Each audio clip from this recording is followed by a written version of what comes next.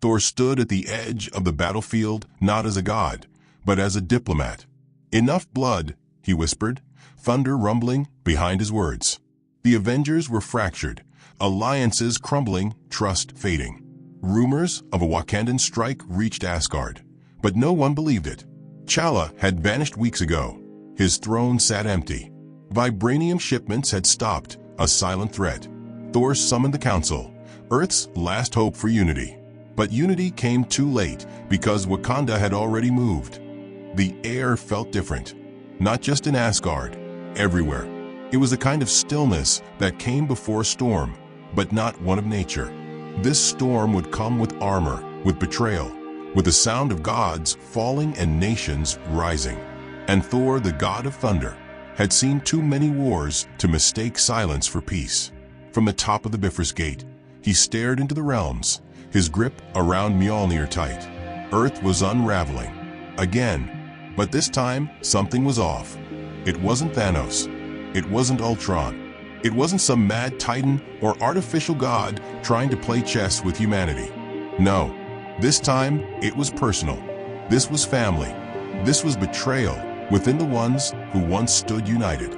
The Avengers weren't answering calls. The Council of Worlds had gone silent.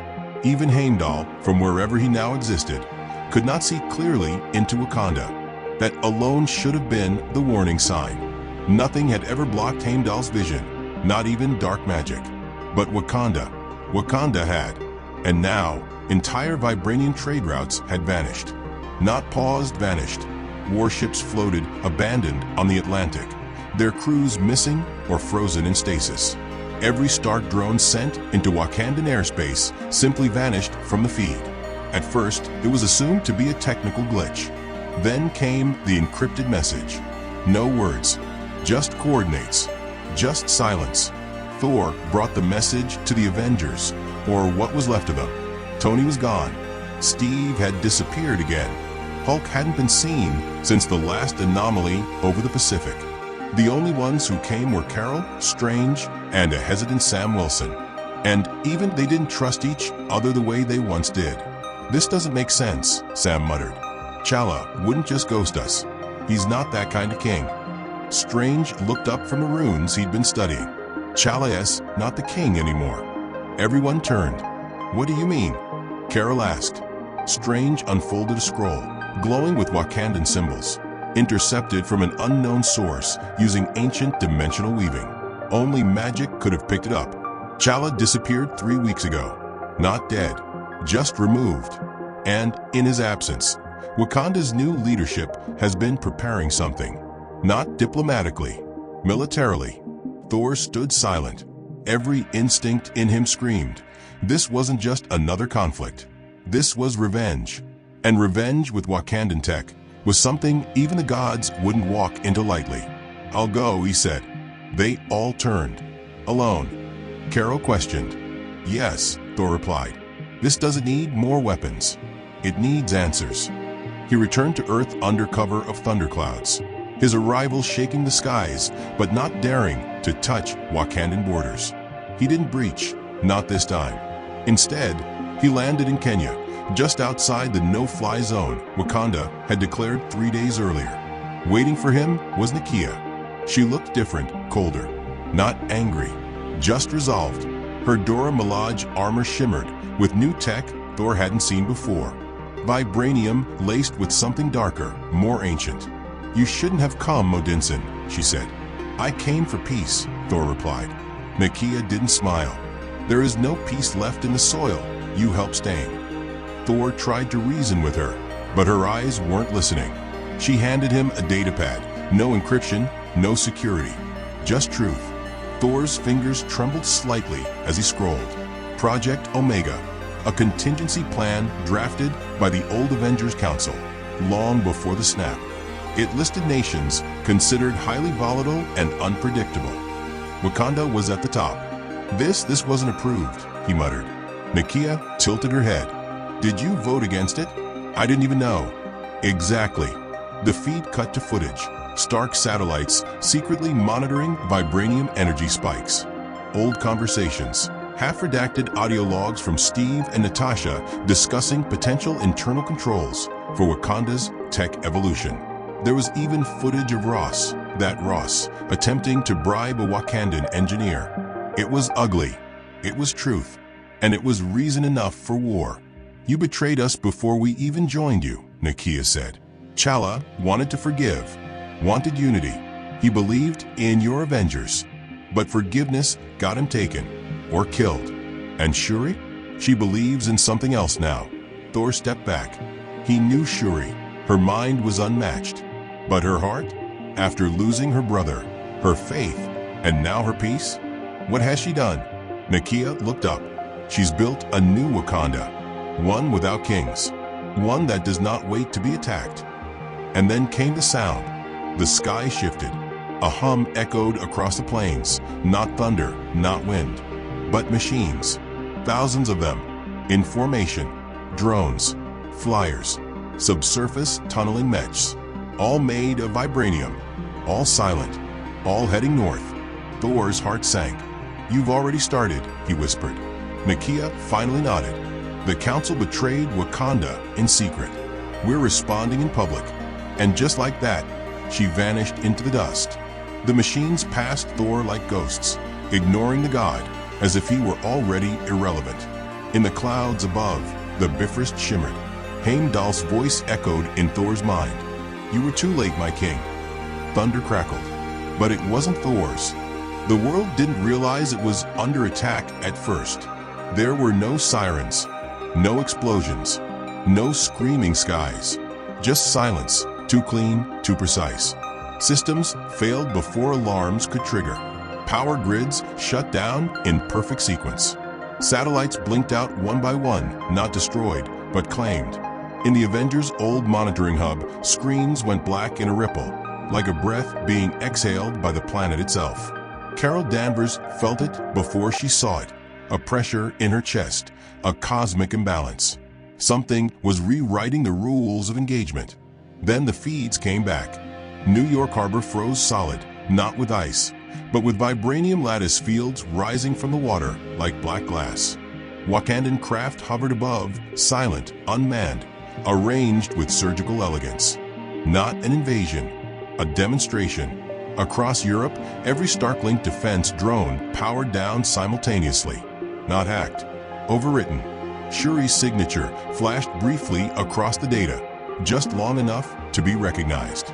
A calling card.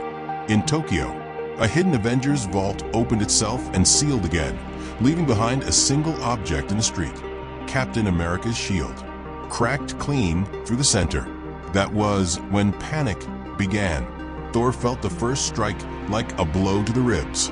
Not because lightning flared or thunder screamed, but because Earth had chosen a side, and it wasn't waiting for gods to approve. He launched into the sky, hammer cutting through cloud and fear alike, chasing the trail of Wakandan craft as they split toward different continents. Too many targets, too coordinated. This wasn't war fueled by rage. This was war planned by intelligence. Shuri watched it all from Wakanda's deepest chamber, surrounded by holograms that bent light and probability. She hadn't slept in days, not because she was tired, but because she was awake in a way she'd never been before. The world had always underestimated Wakanda's restraint. That mistake ended today. She remembered the moment she decided, the moment forgiveness died. The file hadn't come from an enemy. It came from an ally, a backup archive buried in Stark's old AI framework, flagged to activate if global trust protocols collapsed. Project Omega wasn't hypothetical. It was operational, targeting matrices, neutralization strategies, fail-safes against friends. Wakanda wasn't a partner. It was a threat to be contained. Shuri didn't scream when she read it. She didn't cry. She laughed once, quietly. Then she began rewriting the future. Now, as the world reeled, she spoke calmly into the chamber. Phase 2 is live. The response was immediate. Under the Atlantic, vibranium drills pierced ancient stone, awakening things that hadn't moved in centuries. Not monsters, machines. Wakandan constructs designed to reshape terrain, not destroy it. Coastlines shifted. Naval fleets found themselves grounded on newly risen land. In space, Wakandan stealth satellites revealed themselves, not new, but ancient, launched decades earlier and hidden in plain sight. They wrapped around Earth like a second atmosphere, filtering data, rerouting signals, locking down global communication. No nukes launched, no capitals burned. Yet every leader on the planet knew the same truth at the same time. They were no longer in control. Doctor Strange tried to intervene. He opened portals, attempted time loops, even brushed against forbidden timelines. Each attempt collapsed. Wakandan tech wasn't just advanced, it was anchored outside conventional causality. Stabilized by vibranium harmonics, Shuri had refined beyond anything even the sorcerers understood. "This shouldn't be possible," Strange whispered. "Yet it is," came a voice behind him. Namor stood at the edge of the sanctum, water dripping from his armor, eyes sharp with ancient amusement. "Wakanda came to Atlantis first, offered truth, offered alliance." "And you agreed?" Strange asked. Namor smiled thinly. "I agreed not to stop them." The Avengers regrouped in fragments. Sam Wilson rallied what he could. Carol intercepted Wakandan craft, only to find them self-destructing the moment engagement became possible. Hulk emerged briefly in Siberia, confused and raged, before a vibranium restraint field dropped him into hibernation like a sleeping god. Every countermeasure failed. Thor reached Wakanda's border just as the shield expanded, not outward, but inward, sealing the nation completely. For the first time in centuries, Wakanda closed itself off from the world entirely. Thor struck the barrier. Lightning shattered mountains behind him. The shield didn't flicker. Again, nothing. He screamed into the storm, not in anger, but in despair. "This isn't you," he roared. "This isn't the Wakanda I know." Shuri appeared on the shield surface, her image vast, calm, unafraid. "This is the Wakanda you never saw," she replied. "You're attacking the world," Thor said. "You'll turn allies into enemies. You'll ignite something you cannot control." Shuri's eyes hardened. "The world already decided to control us. We are simply responding with clarity." Thor lowered his hammer. "Then let me speak to you. Not as a king, not as an Avenger, as someone who has lost everything to war." She paused, just a fraction of a second. "I did speak," she said quietly. "For years, no one listened." The image vanished. Behind Thor, the sky burned as the first retaliation attempts began. Missiles, obsolete before launch, were swatted from the air by invisible fields. Fighter jets lost power and glided harmlessly to the ground. The world struck Wakanda and missed. News anchors across the globe tried to speak, but every broadcast cut to the same image. Shuri, standing before the Golden City. "We do not seek conquest," she said. "We seek balance. Wakanda will no longer wait to be targeted, studied, or controlled. Any nation that raises a weapon against us will lose the ability to wield it." A pause. "This is your only warning." The feed cut. In the aftermath, silence returned. But this time, it was heavy, final. Thor stood alone at the border of a nation that had just declared itself beyond gods and heroes alike. And somewhere deep beneath Wakanda, something ancient stirred. Because even Shuri's calculations hadn't accounted for everything. The world didn't sleep that night. The ones who could still see the sky watched it closely, waiting for another strike, another message, another line in the sand. But nothing came. Just silence. Again, that silence had become more terrifying than any battle. The governments called emergency councils, but none of them could reach inside Wakanda. Not a single call got through. And anyone who tried to send troops toward the border never made it past the outer edge of the shield. The United Nations building was half empty by sunrise. Inside a private, windowless chamber, 6 people met. Not leaders, not presidents. The real architects, the ones who had authorized Project Omega decades ago. They had no faces in the public eye, no social media, no legacy, just control. But not anymore. They watched their secure systems crumble in real time. Files self-erased, communications jammed, Energy pulses scrambled electronics at the quantum level. Even their satellites were being rewritten in orbit by vibranium-coded software far more advanced than anything even Stark had predicted. "She's not just attacking," one of them said. "She's rebuilding the world's operating system from inside out." Shuri. They didn't speak her name like a threat. They spoke it like a revelation. She had done what T'Challa wouldn't, what no world leader would dare. She pulled the mask off diplomacy and showed the entire planet what it had buried. Control disguised as peace, containment disguised as safety. She didn't burn the system. She exposed it. The files had already leaked online. Project Omega, the targeting plans, the silent surveillance. And the worst part, what had happened to T'Challa. No body had been found. No DNA. No remains. But one video surfaced. Security footage. A corridor. T'Challa walking, calm. Behind him, a flash of blue. Then he vanished. Not killed. Taken. Doctor Strange saw it first. He replayed it hundreds of times. Slowed it down. Analyzed the magic signature. It wasn't Wakandan. It wasn't alien. It was something older. Something lost. The runes shimmered with an ancient dialect, predating Asgard, predating even Kamartaj. He recognized one symbol, the Mark of the Void. Thor knew the name. He hadn't heard it since his youth, a forbidden myth Odin refused to speak of. The Void was not a place.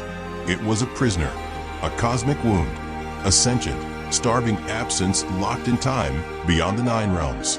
And someone had opened the door. But why T'Challa? That answer lay in Wakanda's vibranium archives. Shuri had decrypted ancient tribal tablets weeks before the first satellite fell. What she found wasn't science. It was prophecy, a shadow rising not from outside, but from inside the earth. An entity buried beneath the vibranium cradle itself, feeding, watching, waiting, and it wanted kings. The Void had always found vessels through grief, through legacy, through bloodlines that carried weight. T'Challa was the perfect host. Wakanda's rise hadn't just threatened global power. It had woken something older than power itself.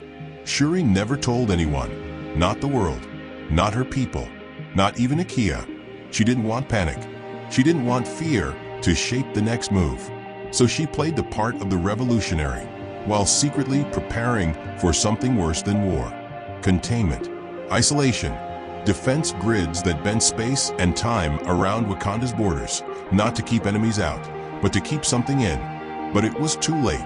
At exactly 3:03 a.m. Greenwich Mean Time, every piece of vibranium in the world pulsed.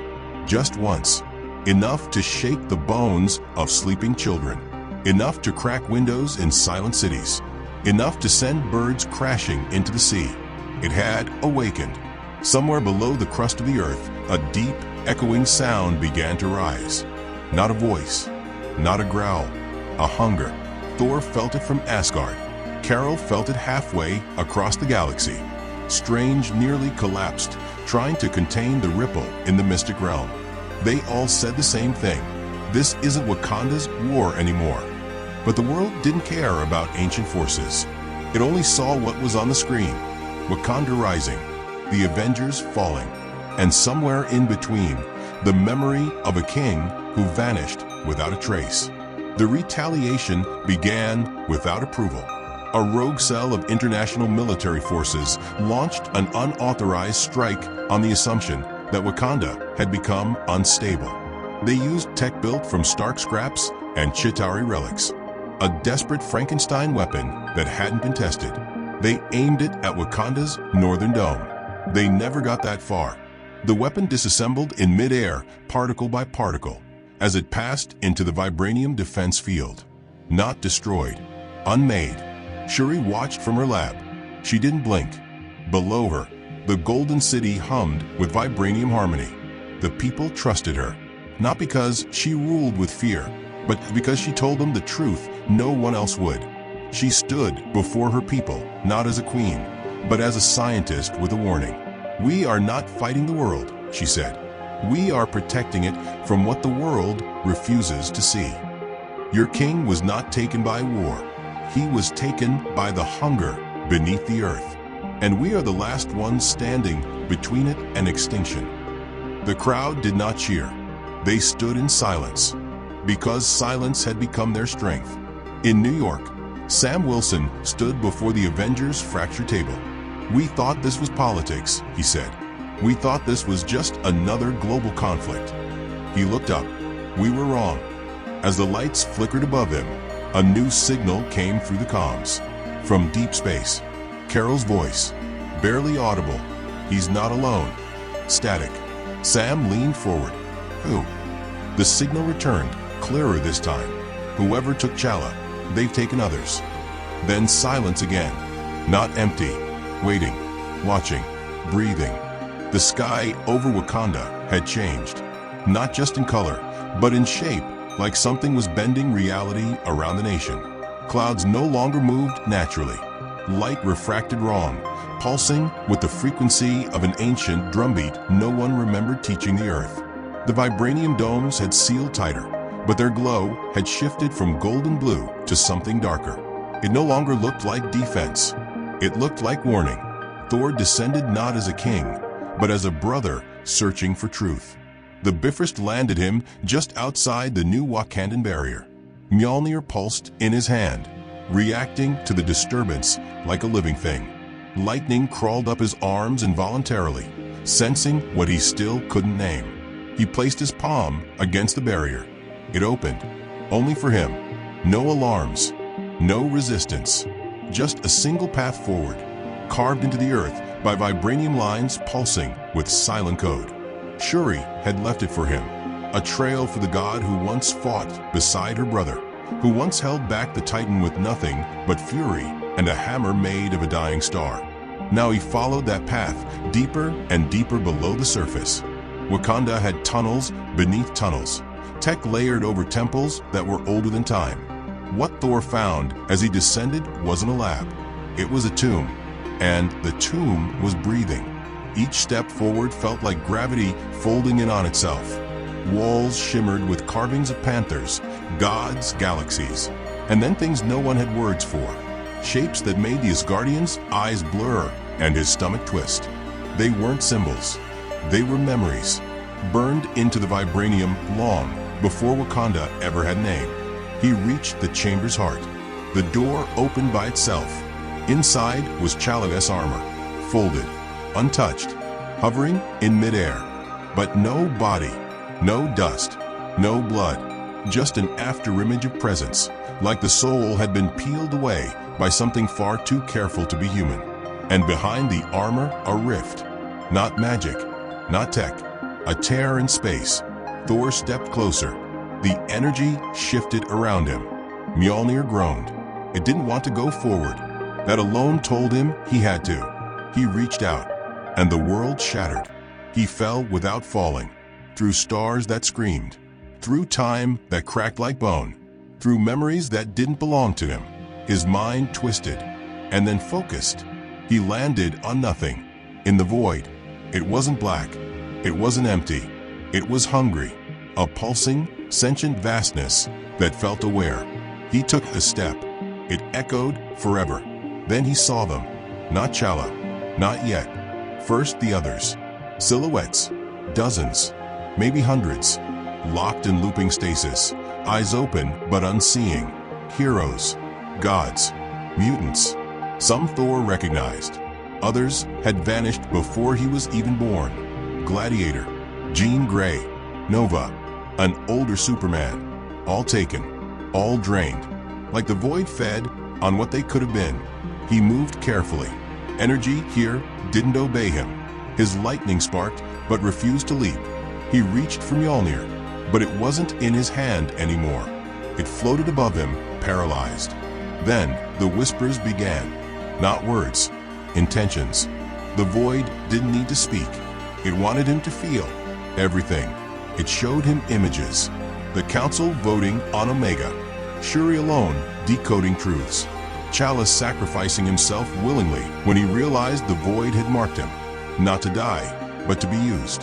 The vibranium was never just a metal. It was a beacon, a signal, a gate. Wakanda didn't build on power. It was built to guard it. The void had been beneath them forever. The metal wasn't mined. It grew. And now, the prison was weakening. Then he saw him, Chala, floating, eyes closed, surrounded by energy threads that twisted like roots, anchoring his spirit to something below, something deeper. He wasn't in pain. He was holding it back. Thor called out. No sound. He leapt, grabbing one of the energy roots, and it burned. His hand sizzled with light, not fire, but memory. It showed him Wakanda's first king, terrified of what he found. It showed him the ancient deal. Protect the surface, bury the wound, never awaken it. But humans had awakened it, not with war, with fear. The Avengers' contingency plans, the surveillance, the control, the mistrust, all of it sent signals deep through the vibranium crust. The void hadn't needed an army. It needed fear to grow.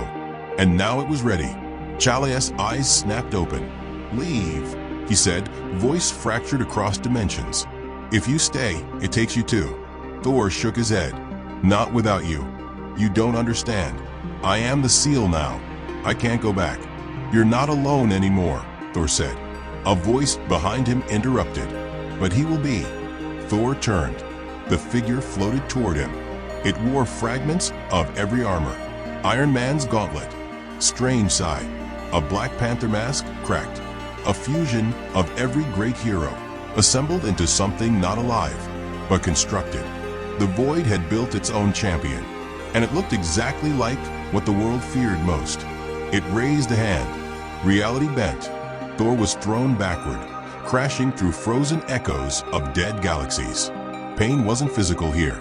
It was emotional. Regret, guilt, memory, all weaponized. The champion advanced, but something else moved. Chala. He stepped forward, dragging the roots with him. Every step pulled more of the void into his body, feeding on his strength, but also weakening it. You want kings, he said. Then bow. The champion struck. Chala caught the blow and smiled. Thor rose, blood trailing from his mouth. And for the first time, the god of thunder prayed. Not for power, for time. He raised his hand, and Mjolnir answered. It cracked through the void like a scream, slamming into the champion, buying just a second. A flicker. Chala looked at Thor one last time. Tell Shuri she was right. Then he let go. The energy surged. Thor was thrown out of the rift, back into the tomb. It sealed behind him. The armor dropped. The roots retracted. Chala was gone. Again. But the void? Still hungry. Still watching. Thor knelt, exhausted, not as a god, but as a brother who had failed again. And above him, the vibranium ceiling shifted. A symbol appeared. The panther. Alone, but standing. The sky above Wakanda went quiet. No warships. No energy fields. No thunder. Just stillness. The kind of stillness that comes when the world knows it has crossed a line too many times. Shuri stood on the balcony of the Golden Citadel. No crown, no armor, just her, exhausted, clear-eyed, and done waiting. She had lost her brother twice. First to the hands of the world, then to the thing beneath it. And now she stood between both. The leaders of the fractured Avengers arrived hours later. Strange, Carol, Sam, even Banner. They didn't come with plans. They came because they knew she held the future in her hands. She didn't greet them with rage. She didn't greet them at all. Instead, she activated the failsafe. The ground shook. Across the globe, every piece of vibranium not inside Wakanda disintegrated. Not stolen, not retrieved, deleted. Stark's arc reactors, Roger's shield, Vision's core, every weapon, every tool, every trace of the metal, gone in seconds. The world would never touch it again. Shuri faced them only after it was done. You weaponized our trust, she said. So we removed the weapon. Strange stepped forward. There's still something down there. We felt it. Thor. She stopped him with a look. I know. He told me. Carol asked the question they were all afraid to say aloud. Is it over? Shuri didn't answer. Instead, she placed a small, black cube on the floor. Vibranium grown, not built. A containment vault. It hummed softly. Inside it, a spark, darker than space, faint, waiting. "We couldn't destroy it," she said, "but we can starve it. No more kings, no more gods, no more thrones built on pain." Sam looked down at the cube. "You built a prison for fear itself." Shuri turned. "No, I built a future without it." They left Wakanda hours later, not in triumph or defeat, but in silence, the kind that comes after surviving the truth. In the ruins of the Avengers Compound, Sam placed the cube in the vault where Tony once kept the worst secrets. Strange cast protections older than language. Banner locked it behind quantum encryptions no one could break. Thor never returned to Earth. He remained in the stars, watching, waiting. Above Wakanda, the sky cleared. The dome faded. The people returned to the streets, not to celebrate, but to breathe. And Shuri? She walked alone through the heart of the city. No throne, no title, just a sister who gave everything to stop a war that was never meant to be hers. And in the deepest part of the citadel, a final message blinked on an old screen. From Chala, one line, "You are always the strongest of us." She smiled, then turned it off, and the world began again.